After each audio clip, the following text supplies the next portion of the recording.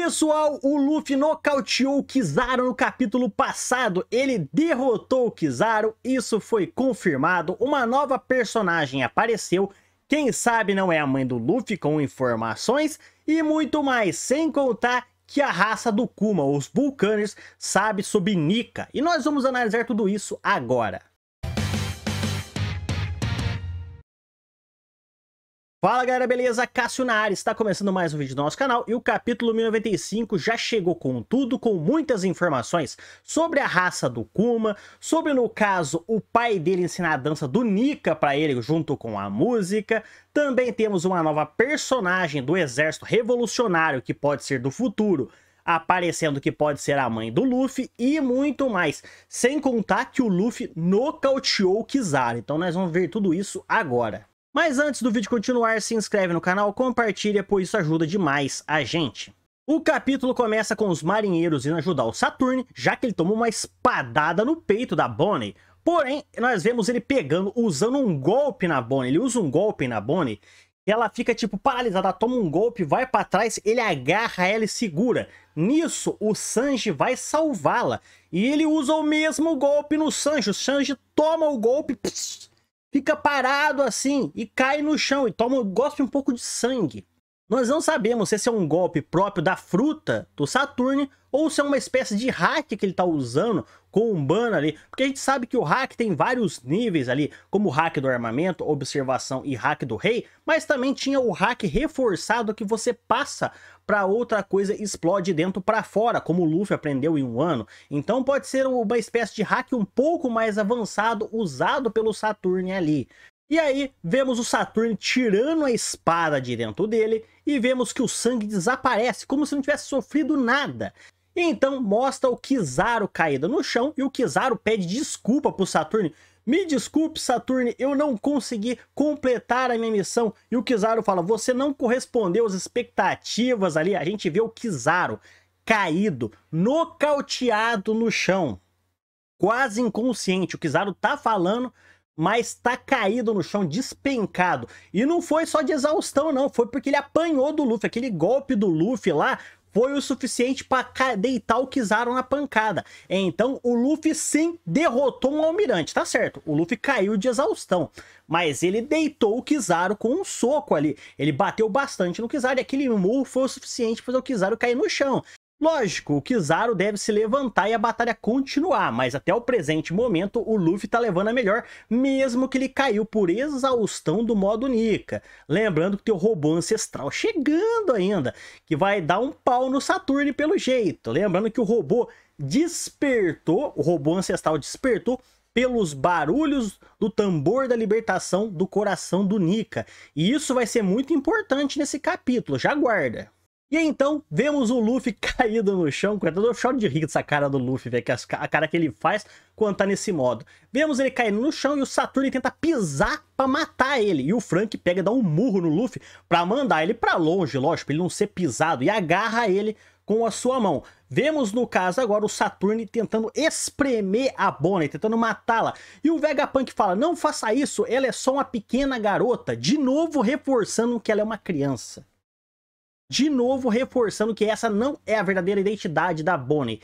Então a Bonnie começa a lembrar do pai dela, do Kuma. Ela começa a se lembrar do que o pai dela ensinou para ela no passado. Vemos ela pequenininha com o Kuma ali, o Kuma ensinando para ela a dança e a canção dos tambores da libertação.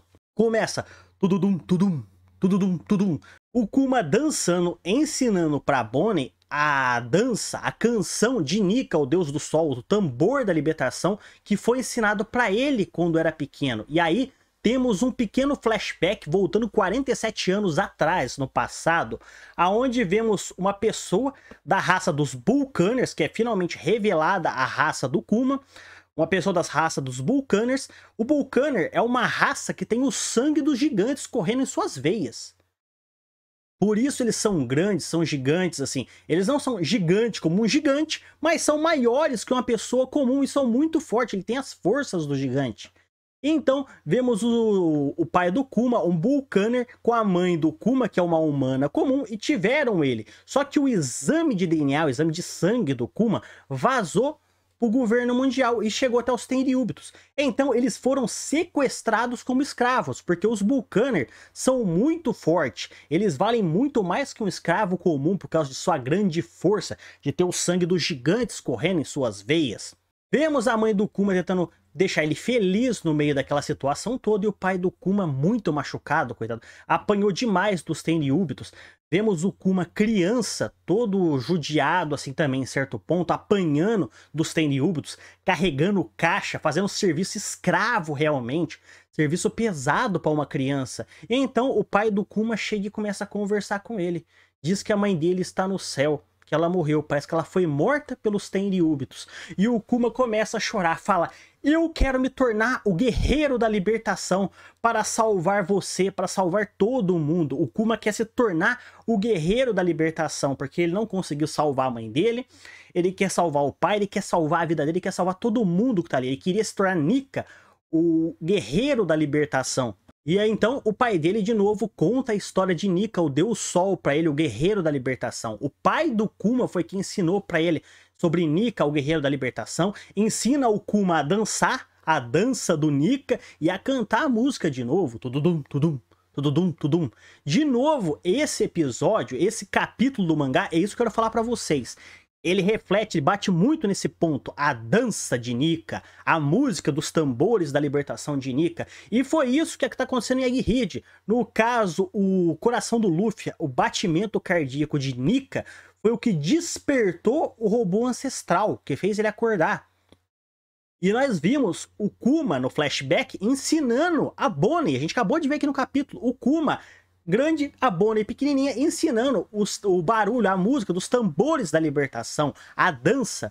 Eu me pergunto, imagina, o Luffy tá exausto, caído no chão ali, todo ferido, foi salvo pelo Frank. Imagina a Bonnie, a hora que acabar se libertando do Saturno ali, ela começar a tocar a música dos tambores da libertação, ela começar a dançar, tudum, tudum, tudum, tudum.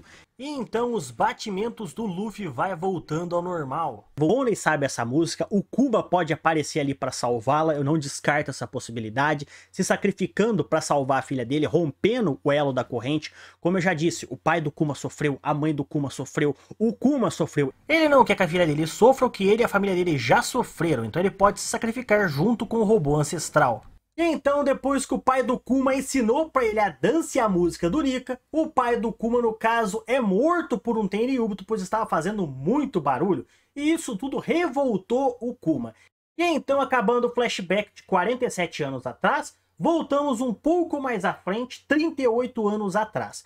Vemos que os Tenryubitos a cada 3 anos se reúnem, descem do local onde eles estão, vão para o mundo inferior, digamos ali, se reúnem numa ilha não governamental e ali praticam um torneio deles, uma competição, um jogo de caça ao abate, digamos assim.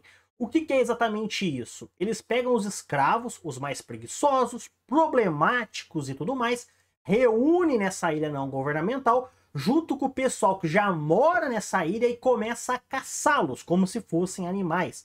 Isso a cada 3 anos. E o favorito para ganhar essa competição há 38 anos atrás era Figland Garling, que mostra ele jovem aqui, ele não tinha barba ainda e ele se parecia muito com o Shanks. Mais uma vez indicando que ele realmente pode ser pai do Shanks. O cara era tão bonito assim, digamos, que a mulherada Tenryubito ficava em cima dele que nem louca. A gente vê na imagem aqui ele sendo aplaudido, cortejado pela mulherada. E no caso vemos que o rei de God Valley na época, antes dos Tenryubitos chegar, antes mesmo do Shebek ter sua base ali, ele governava ali, ele tentou proteger o local, mas foi morto pelo Garly. A gente vê a sombra do Garly ali, dando uma espadada e acabando com ele. E depois desse ponto, a gente pula para a página final, que é a ligação daquela memória do Kuma que a Bonnie viu. Vocês lembram lá em Egghead, aquela memória que a Bonnie viu?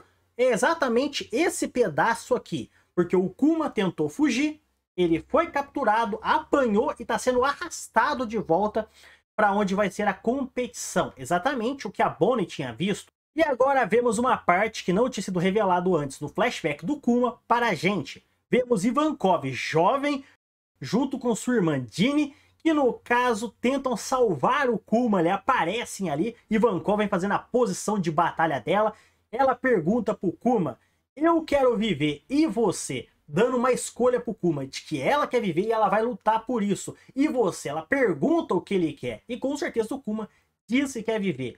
Mas o ponto crucial aqui, no caso, é a Dini, essa irmã da Ivankov. Por que que ela é o ponto crucial? Vamos lá analisar alguns pontos. Primeiro que aqui nós temos o Kuma e a Ivankov, que são dois personagens que futuramente serão do Exército Revolucionário. Então essa Dini também pode ser do Exército Revolucionário, lembrando isso. Ivankov e Kuma são do Exército Revolucionário no futuro, então essa Dini também pode ser. Terceiro ponto, ela aparece comendo um pedaço de carne assim. Quem vocês lembram que come carne desse jeito? Pega pedaços de carne, adora carne. O Luffy. Pessoal, se essa Dini, irmã da Ivankov, fez parte do Exército Revolucionário, a gente tem ela comendo carne assim, quem sabe ela não seja a mãe do Luffy? Pode ser. Ela pode ter se apaixonado por Dragon no futuro, ter tido o Luffy, o filho e tudo mais. A gente não sabe. E ela é mulher, a Dini. Então existe essa possibilidade, mesmo que pequena. Essa daqui eu acho que é a mãe do Luffy.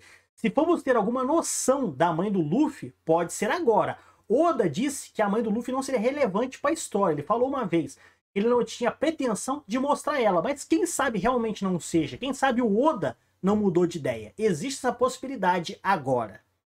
Então, pessoal, essas são as minhas análises sobre o capítulo. No caso, eu acredito que o Kuma pode se sacrificar pela Bonnie, a Bonnie começar a tocar os tambores da libertação, a música começar a dançar e o Luffy despertar e a batalha continuar, junto com o robô ancestral e muito mais. Esse capítulo foi bastante interessante, trouxe muita informação. Eu espero que o próximo capítulo, que é daqui uma semana, pois semana que vem não tem, vai ter uma pausa aí, eu espero que ele realmente finalize esse flashback, o parte da Ivankov com o Kuma no caso, essa personagem também seja revelada, e eu quero ver o que vai acontecer com relação a Bonnie e o Kuma, porque é interessante ver que os Vulcaners, o pai do Kuma, o Kuma e agora a Bonnie, sabe a história de Nika e os tambores da libertação, a música, a dança. Eu achei isso bem legal. Então, galera, falou, fui!